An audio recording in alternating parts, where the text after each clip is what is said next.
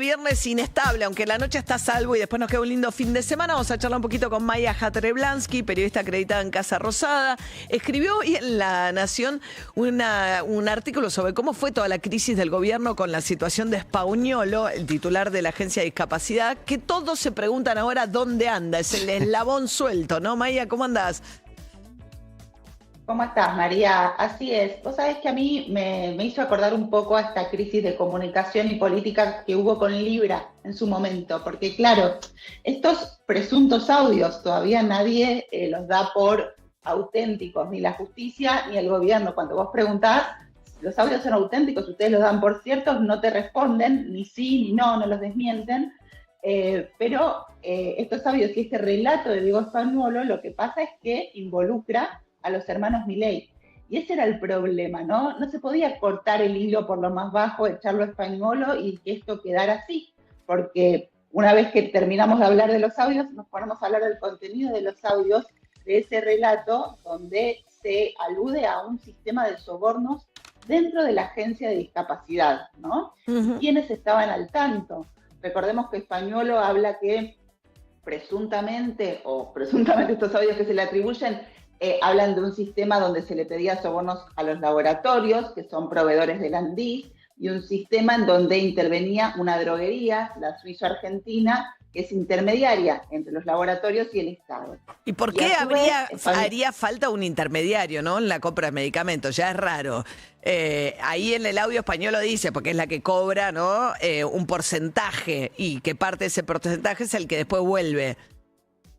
Claro, las droguerías, que en general son las que distribuyen los medicamentos en las farmacias, digamos, las que de los laboratorios a las farmacias, a mí lo que me cuentan es que históricamente hay 3 grandes droguerías que trabajan con el Estado, con la Andiz, que es la Agencia de Discapacidad, con PAMI, ¿no? Y que es un factor muy importante de poder y de económico dentro de los estados, ¿no? Ese vínculo entre el gobierno y las droguerías, y que viene de todos los gobiernos, claro, ¿verdad? Ajá.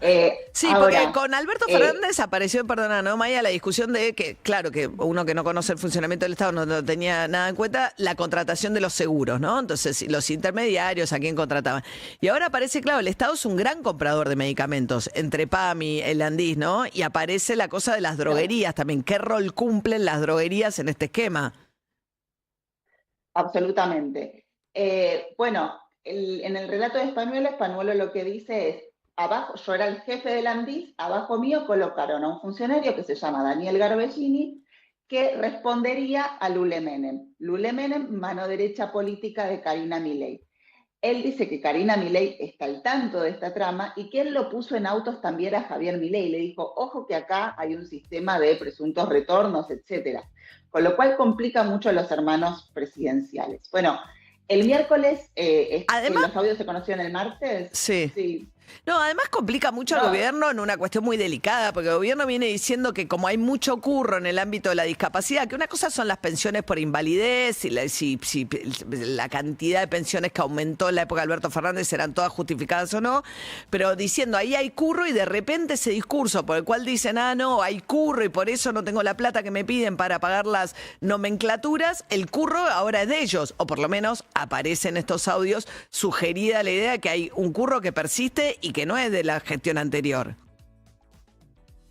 Totalmente. Vos pensás que el miércoles en el Congreso se estaba debatiendo el veto a la ley de discapacidad, justamente un sector ahogado en crisis, donde los prestadores, digamos, no actualizaron sus aranceles y el sistema se desarma. Bueno, cuando todo esto se estaba discutiendo en el Congreso, salían a la luz estos supuestos audios de Spagnuolo, donde él habla de un sistema de sobornos en la Andiz. Bueno, el miércoles fue caótico porque, claro, si el gobierno daba por buenos los audios, empezábamos a hablar de su contenido, pero al mismo tiempo tenía que tomar alguna acción. Lo curioso de ese día, 2 curiosidades, te digo. Primero, el miércoles, mientras todo esto sucedía por la tarde, Javier Milei escuchaba una orquesta filarmónica en la Casa Rosada que entonaba, entre otras cosas, la banda sonora de Star Wars y de Rocky. Yo estoy acreditada, estaba trabajando ahí con este tema, de fondo escuchaba bandas sonoras de películas. Claro. Cuando pudimos ver un poco ahí, veíamos a Javier Milei mirando eso, en el medio de una crisis absoluta.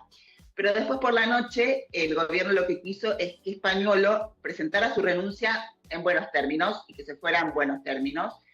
Vos pensás que Spagnuolo es uno de los pocos funcionarios con muchísimos ingresos a Olivos, era por lo menos uno de los invitados los domingos a los domingos de ópera. Ah, mirá. Y un funcionario muy cercano a Milei. De hecho, en el ranking de funcionarios que más ingresan a Olivos, él creo que ocupa el tercer lugar. O sea, y no es muy habitual que los funcionarios vayan a ver al presidente. Viste que el presidente tiene un esquema de una dinámica de trabajo donde no se junta mucho con sus funcionarios. Tiene más entradas a Olivos que Guillermo Francos, que es el jefe de gabinete.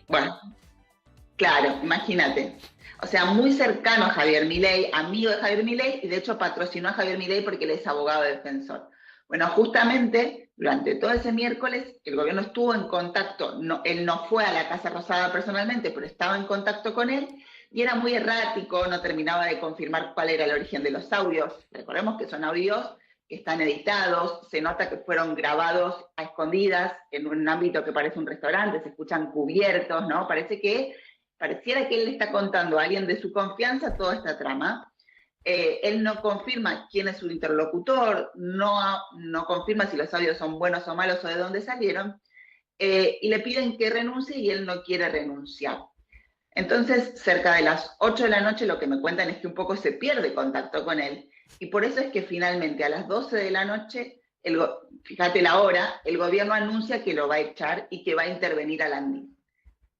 No solo lo echa a él, sino que también lo echa a Garbellini, que es este funcionario que está debajo suyo y al que a él apunta en ese famoso relato, con lo cual, si bien el gobierno no confirma la veracidad de los audios, toma cartas en el asunto, digamos, ¿no?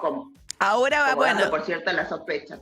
Claro, porque echa al encargado de las compras, que es el que Spagnuolo decía en ese audio, me metieron a ese tipo que es el que mantiene todo esa.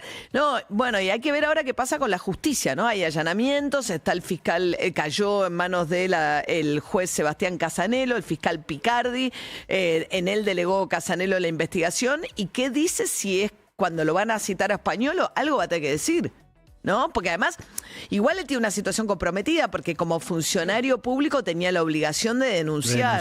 No puede decir yo sabía que había coimas, si no lo denuncié, pues se estaría autoincriminando. Pero aparte, suponiendo que, vamos a dar la veracidad del audio, él dice que le dijo al presidente, con lo cual él lo tendría que haber denunciado, el presidente lo tendría que haber denunciado, y si tiene los WhatsApp con Karina Milei también lo tendría que haber denunciado. Sí, ahí hay, él está me parece en un brete también, Spagnuolo.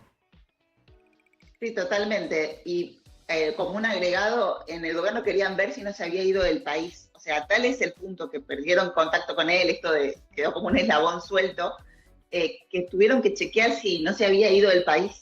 Wow. La verdad es que es una situación muy curiosa, muy particular. Como decís vos, Spagnuolo está complicado, pero hay que ver si él complica a la cúpula del poder, a la cúpula del gobierno. Y bueno, ahí como hay una incertidumbre, yo te diría, en Casa Rosada no saben si él va a aparecer en los medios, si se va a presentar en la justicia, ¿no? Una situación que está un poco fuera de control. Maya Hatreblansky, muchas gracias, Maya.